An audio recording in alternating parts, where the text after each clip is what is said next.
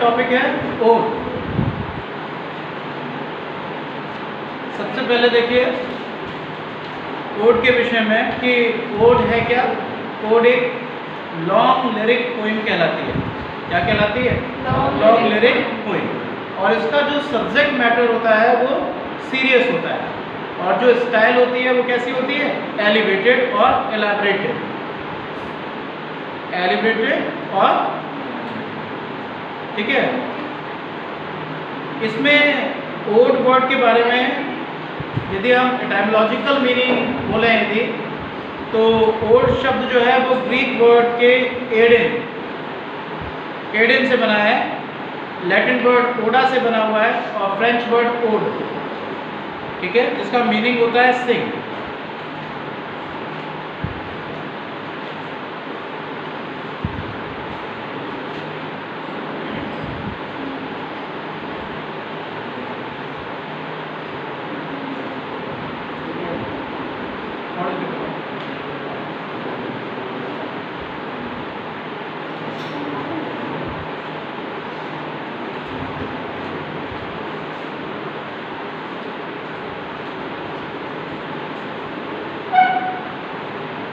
चलिए शुरू करते हैं टॉपिक अपना।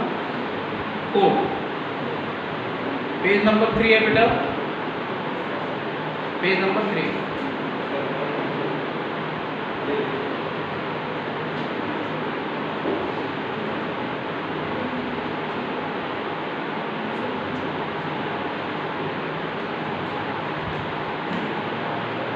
कल से सभी लोग समय पे आइए, ठीक है, अपने टाइम पे। 1:05 पे आपका टॉपिक शुरू हो जाएगा, ठीक। तो देखिए, in ancient Greece ode was a poem to be sung by a number of people in public और सम इम्पॉर्टेंट ओकेजन। तो एंशिएंट ग्रीस यानी प्राचीन यूनान में ओड एक पोएम थी जिसको गाया जाता था कई लोगों के ग्रुप के साथ, कभी पब्लिक में लोगों के बीच, और कभी किसी महत्वपूर्ण अवसर पर। It express the feeling of a whole nation और ट्राइब। इसकी मदद से संपूर्ण राष्ट्र या फिर किसी ट्राइब, जनजाति के विषय में अपनी भावनाएं व्यक्त की जाती। Its structure was rigid. इसका जो स्ट्रक्चर था वो कैसा था? रिज्ड यानी हार्ड, ठीक। It contain 3 movement. इसमें 3 तरह के मूवमेंट थे। एक था स्ट्रोफी, दूसरा था एंटीस्ट्रोफी, और तीसरा था epode. It was mostly set to music. इसमें अधिकतर किस चीज़ का प्रयोग किया जाता था? म्यूजिक का प्रयोग किया जाता था। It was accompanied with dancing. Music के साथ साथ इसमें डांस भी यानी नृत्य भी होता था। The singer move to one side during the स्ट्रोफी।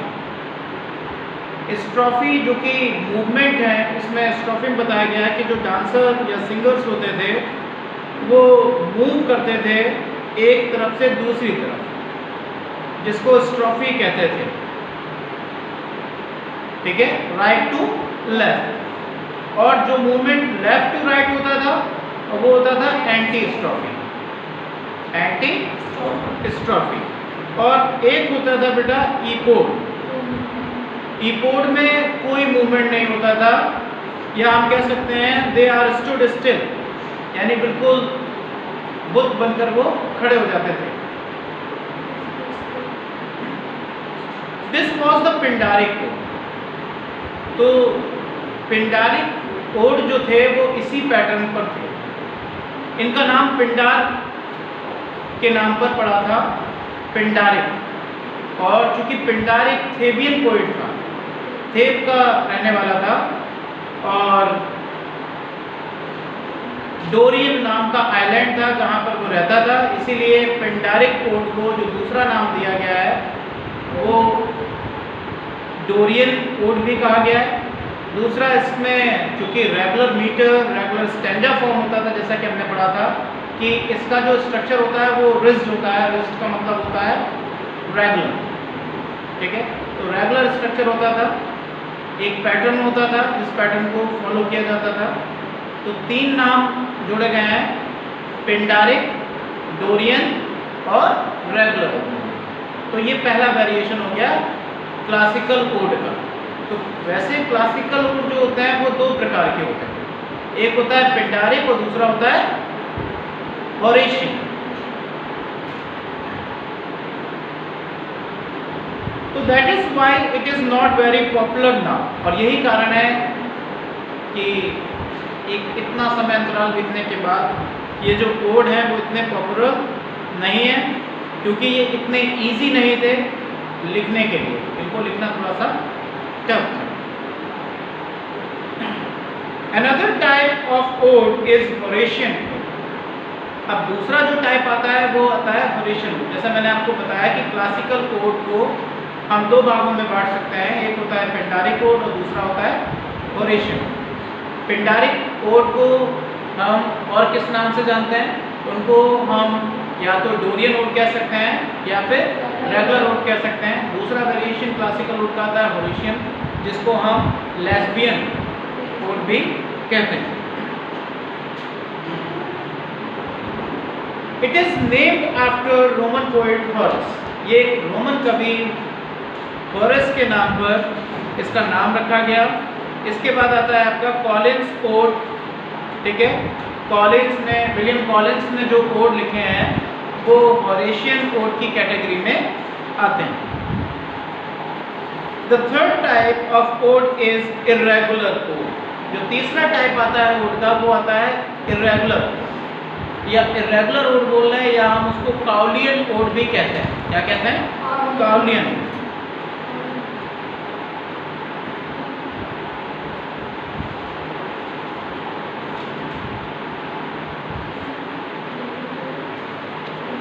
चलिए next we talk about kinds of ode. Ode के प्रकार कौन कौन से होते हैं? तो पहला प्रकार आपको कौन सा बताया बेटा? पिंडारिक।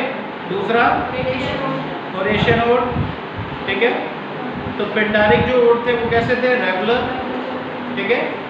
और फिर थर्ड टाइप जो आता है वो काउलियन ओड कह सकते हो, ठीक। तो पिंडारिक ओड के बारे में बात करते हैं। The word Pindaric has been derived from the name of great poet known as Pindar। जो ये शब्द पिंडारिक शब्द लिया गया है वो एक प्राचीन कवि पिंडार के नाम से लिया गया है। जो पिंडार जो था वो थेब का रहने वाला था, थेबियन पोएट था, और जिस आइलैंड पे वो रहता था उसका नाम था डोरियन। इसीलिए पिंडारिक ओड को हम डोरियन ओड कहते हैं। और चूँकि इसने एक पैटर्न यूज़ किया था और वो पैटर्न था स्ट्रॉफी, एंटी स्ट्रॉफी और epode, that's why they are called regular ode. इसीलिए इनको रेगुलर ओड भी कहा गया। It is one of the most elaborately composed ode. यानी पिंडारिक ओड जो थे उनमें बहुत ज़्यादा एलाबोरेट करके चीज़ों को, यानी थीमेटिक बैकग्राउंड को बताया गया था। It is divided into 3 parts, namely स्ट्रॉफी, antistrophe और ईपो। इसके 3 हिस्से थे, स्ट्रॉफी, एंटी स्ट्रॉफी और ईपो। और ये एक तरह के कोरिक डांस के मूवमेंट है। किसके? कोरिक डांस के मूवमेंट है। जैसा कि हमने ओड के बारे में पढ़ा था कि इसमें म्यूजिक भी होता है और डांस भी होता है। तो पिंडारिक ओड में जो कोरिक यानी कोरस से बना है कोरिक ओड, जहाँ पर सिंगर्स का जो ग्रुप होता है वो गीत गाते हैं। Gray is well known for his Pindaric ode. Gray को के पिंडारिक ओड के लिए जाना जाता है। और ग्रे के 2 ओड जो है वो बहुत पॉपुलर है पिंडारिक ओड की कैटेगरी में। एक है द बार्ड और दूसरा है प्रोग्रेस ऑफ पोएसी। पेपर में पूछा जाता है कि द बार्ड किसने लिखा, तो आपका आंसर होगा टॉमस ग्रे। पूछा जाए प्रोग्रेस ऑफ पोएसी किसने लिखा है, तो भी आपका आंसर होगा टॉमस ग्रे। ये पूछा जाए कि दोनों ओड किस कैटेगरी में आते हैं, तो आप बोलेंगे पिंडारिक ओड की category. The strophe and antistrophe have mostly 12 lines each. Strophe और एंटी स्ट्रॉफी में 12-12 लाइनें होती हैं। कितनी लाइनें होती हैं? 12-12 लाइनें होती हैं। और जो ईपोड होता है, जिसमें कोई मूवमेंट नहीं होता है, क्वारिकोड का मूवमेंट है, डांसिंग मूवमेंट, और इसमें लाइंस होती हैं 17। कितनी लाइन होती हैं? 17। So the strophe antistrophe have the same number of line. इसलिए हम कह सकते हैं कि स्ट्रॉफी और एंटी स्ट्रॉफी में दोनों में सेम नंबर होते हैं। कितने कितने नंबर होते हैं? 12 लाइन्स इन ईच स्टैंड, ठीक है, या इन ईच कोरिक मूवमेंट। तो स्ट्रॉफी में 12 और एंटी स्ट्रॉफी में 12, लेकिन कीबोर्ड में कितनी होती है? 17 होती है। द राइम स्कीम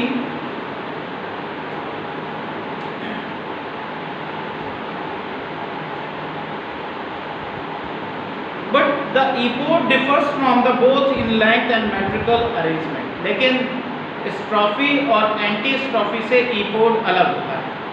किस रूप में अलग होता है? पहला तो लाइन लेंथ में, यानी स्ट्रॉफी एंटी स्ट्रॉफी में 12 लाइन और ईपोड में 17 लाइन, तो लेंथ में अलग होता है। दूसरा, मेट्रिकल अरेंजमेंट में भी ये अलग होता है।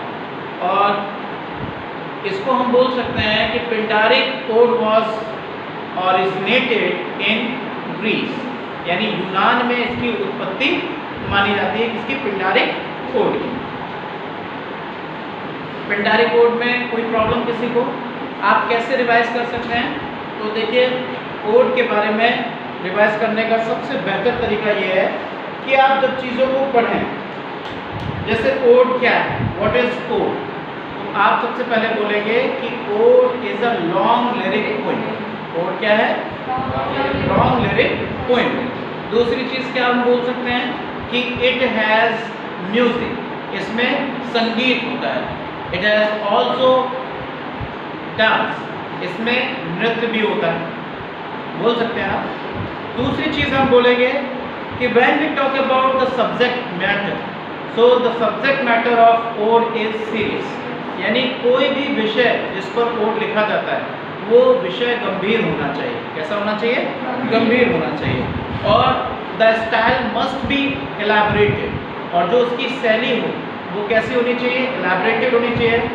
एलैबोरेटेड का मतलब होता है कि किसी भी इंसिडेंट की व्याख्या बेहतर तरीके से की गई होनी चाहिए। नेक्स्ट है बेटा कि when we talk about origin of the word ode, कि ओड शब्द का ओरिजिन कैसे हुआ है, तो हम एटाइमोलॉजिकल मीनिंग की जब बात करते हैं तो हमें ये ध्यान देना होता है कि ओड शब्द किस किस भाषा से आया। तो पहला आपका है ओड, ग्रीक वर्ड से बना है। ग्रीक वर्ड कौन सा? OIDE, odd. ग्रीक वर्ड में क्या होता है? OIDE, ओड, ठीक है। और ओड से बना है आपका एडिन। तो एडिन ग्रीक वर्ड है, AEIDEN, और एडिन का मीनिंग क्या होता है? तो ये पूछा जाए कि ओड किस ग्रीक वर्ड से बना है? एडिन से, AEIDEN। और एडिन का मतलब क्या होता है? टू सिंग, यानी गाना, गाना। लेकिन जब हम ओड के बारे में ये बोलते हैं कि ओड लैटिन भाषा से भी बना है, तो लैटिन भाषा में जो ओड का ओरिजिन माना जाता है वो ओडा से माना जाता है, ODA, ओडा, ठीक। जब हम फ्रेंच से पूछें कि फ्रेंच भाषा के किस शब्द से ओड की उत्पत्ति हुई है, तो वो होता है जो आप ओरिजिनल प्रेजेंट टाइम में पढ़ रहे हैं, ODE, ओड। तो there is a slight difference between spelling of the word.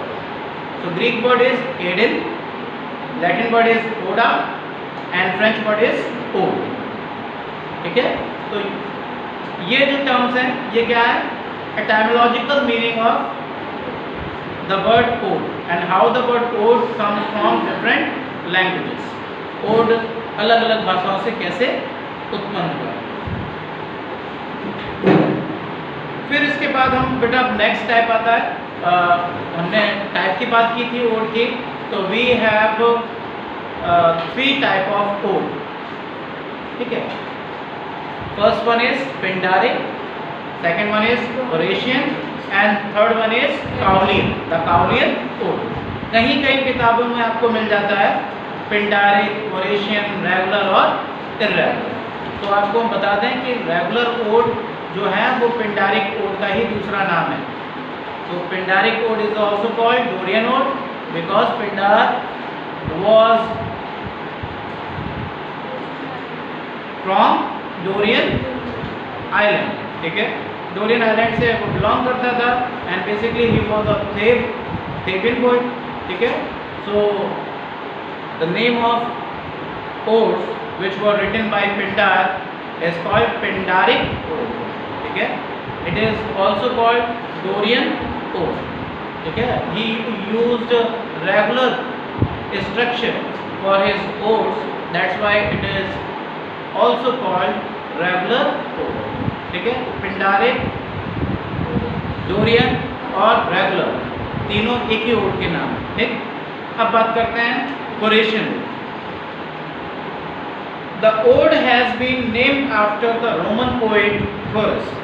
इस ओड का यानी होरेशियन ओड का नाम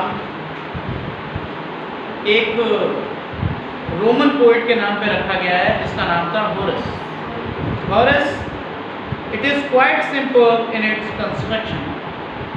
यदि हम इसके फॉर्मेशन की बात करें ओड की तो ये बहुत ही सामान्य से थे, means we can say they are easily to understand या दे आर इजीली अंडरस्टैंडेबल, जिसको आप आसानी से पढ़कर समझ सकते थे। Every stanza of this ode consist of 4 or more lines।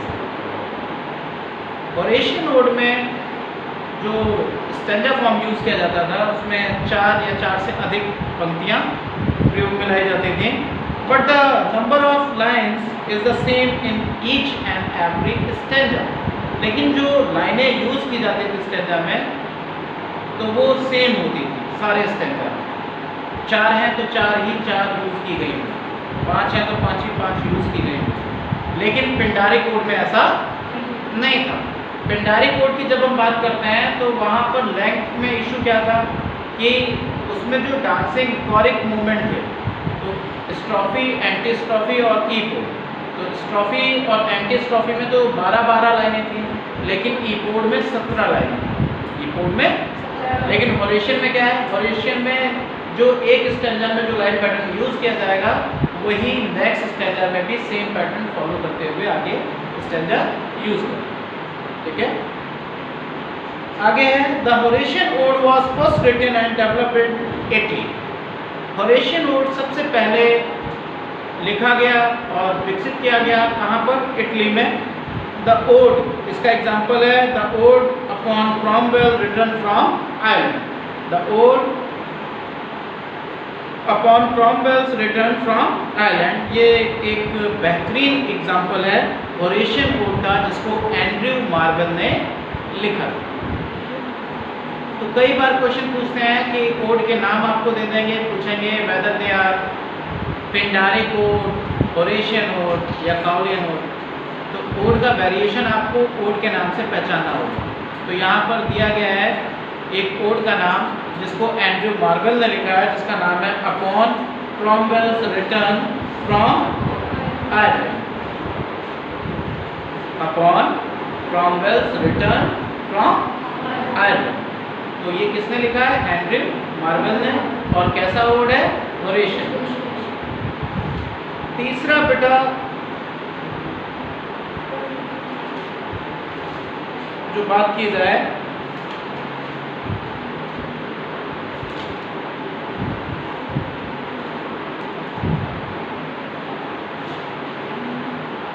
Regular odd which observe some structural scheme. ऐसे ओड जिसमें स्ट्रक्चर को महत्व दिया जाता है और स्टैंजा फॉर्म को महत्व दिया जाता है, वो जो ओड होते हैं उनको रेगुलर ओड्स कहते हैं। जैसे आपका एग्जांपल है ओड टू नाइटिंगेल और ओड ऑन ग्रेशियन अर्थ। दोनों आपको मालूम है, जैसे ओड ऑन ग्रेशियन अर्थ ये BA पार्ट 1 में कानपुर यूनिवर्सिटी में प्रिस्क्राइब किया गया है। Odd on Grecian earth, earth means colours, तो ये पूछा जाएगा कि ओड ऑन ग्रेशियन अर्न किस तरह का ओड है, तो आपको याद रखना होगा कि वो एक रेगुलर ओड, ठीक है, चाहे ओड टू नाइटिंगेल हो चाहे ओड ऑन ग्रेशियन अर्न हो। जैसे कीट्स के दोनों ओड जो हैं वो रेगुलर ओड की कैटेगरी में आते हैं। इसके बाद आपका आता है बेटा वर्ड्सवर्थ का ode to duty. Ode to duty, तो ओड टू ड्यूटी भी जो कि वर्ड्सवर्थ के द्वारा लिखा गया है वो भी क्या है, वो भी आपका रेगुलर ओड। इसके बाद बेटा थॉमस ग्रे का जिक्र होता है। थॉमस ग्रे के बारे में आपको बताया गया था कि थॉमस ग्रे का जो ओड है जिसको द बार्ड या प्रोग्रेस ऑफ पोएसी भी कहते हैं, दोनों रेगुलर ओड की कैटेगरी में आते हैं। उनको पिंडारिक ओड भी कहते हैं और रेगुलर ओड भी कहते हैं।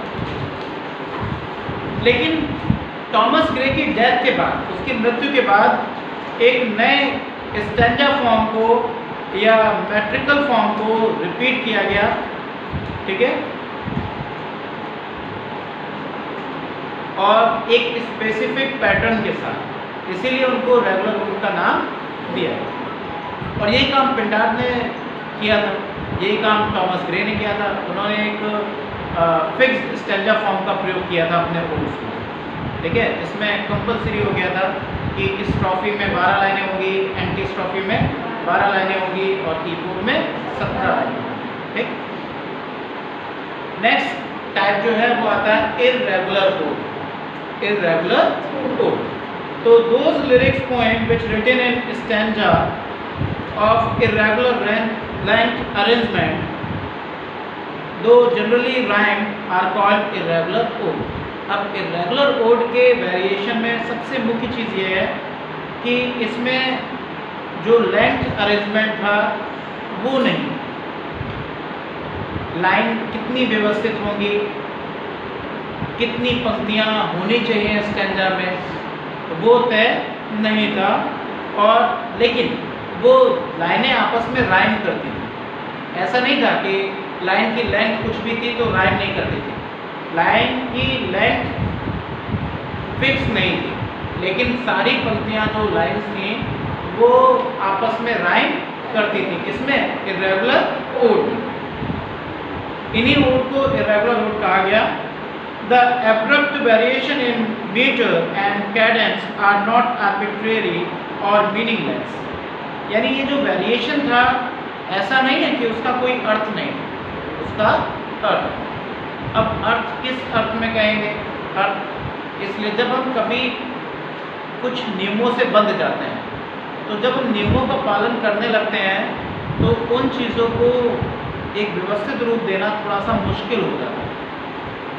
तो इस परेशानी को देखते हुए जो ओड्स राइटर थे उन्होंने इर्रेगुलर ओड को लिखना शुरू किया, जिसमें उन्होंने लाइन और लेंथ पर ज़्यादा ध्यान नहीं दिया। They have certain definite artistic purpose to serve. ये इर्रेगुलर ओड का कुछ उद्देश्य भी था, जिसको हम कलात्मक उद्देश्य कह सकते हैं।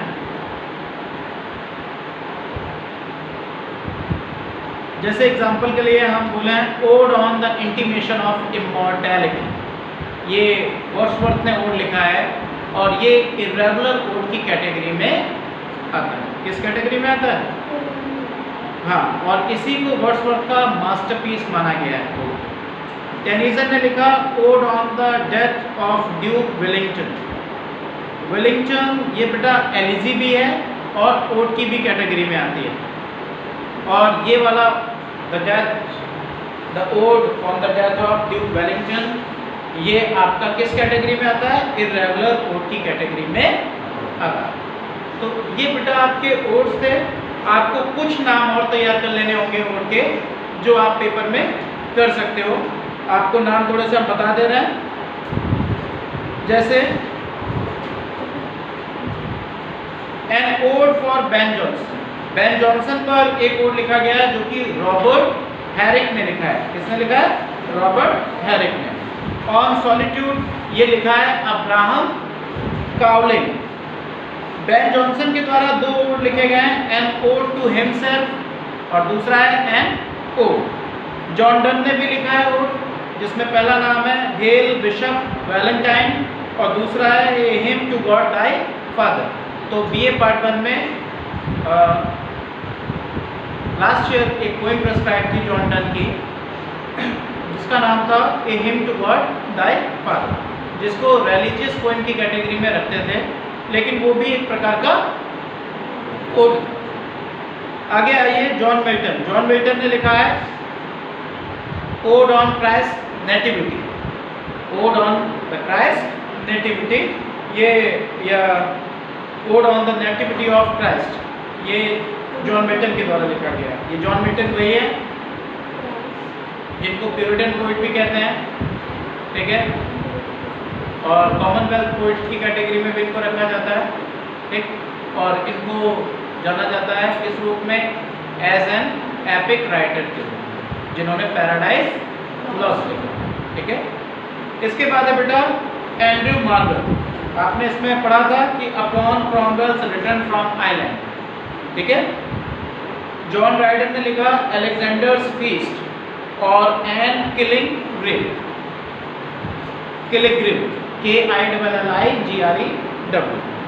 टॉमस ग्रे ने ओड लिखे हैं, आपको दो नाम तो बता दिए गए थे, the bird of progress of poetry. एक और ओड उसका बहुत पॉपुलर है, एक उसमें hymn to adversity, hymn to adversity, William Collins के द्वारा लिखा गया है ओड टू इवनिंग और ode on the superstitions of highland of Scotland. Edward Young ने लिखा है ओशन एंड ओड, और थॉमस कैम्पबेल ने लिखा है ओड टू विंटर। वर्ड्सवर्थ ने लिखा है ओड टू ड्यूटी और ode on intimation of immortality. फिर आ जाइए कॉलरिज, जो कि वर्ड्सवर्थ का दोस्त था। कॉलरिज ने लिखा dejection and ode, dejection and ode. Shelley के बहुत सारे ओड हैं, जैसे ode to the west wind, ये शैली ने लिखा है, पीबी शैली ने। टू अ स्काईलार्क भी पीबी शैली ने लिखा है। टू द मून, ये भी पीबी शैली के द्वारा लिखा गया है। टू नाइट, ये भी पीबी शैली के द्वारा लिखा गया है। टू जेन, JAN, टू जेन, ये भी पीबी शैली के द्वारा लिखा गया है। नेक्स्ट है बेटा कीट्स। कीट्स के द्वारा जो ओड्स लिखा गया है, इनको 5 बहुत बार पूछा जाता है कि 5 ग्रेट ओड्स कौन से हैं, और यह 5 ग्रेट ओड्स का ड्यूरेशन क्या है जो कीट्स ने लिखा है। तो कीट्स ने अपने अधिकतर जो ओड लिखे हैं वो 1819 के टाइम पे लिखे हैं, 1819 में, 1819 में। और इनके जो 5 महान ओड बोले जाते हैं वो है ode to nightingale, ode to autumn, ode on a Grecian urn, to Psyche और ओड ऑन मेलंकली। ये कीट्स के ग्रेट ओड्स की कैटेगरी में आते हैं, जो कि 1819 में 1819 यानी 1819 में लिखे गए। अब आ जाइए बायरन। बायरन के द्वारा लिखा गया है ओड टू नेपोलियन बोनापार्ट, ठीक है, या ode to Thomas, ode on to Thomas Moore. Tennyson ने लिखा है, टेनिसन एक विक्टोरियन पोइट है, और टेनिसन ने लिखा है टू वर्जिल या on odd on the death of Duke Wellington. ये किसके द्वारा लिखे गए हैं? टेनिसन के द्वारा। तो ये आप इसमें एग्जाम्पल और मेंशन कर देंगे और आपका ओड कंप्लीट। मोस्टली इन्हीं के सारी चीज़ें कुछ सभी को समझ में आ गया। Thank you so much.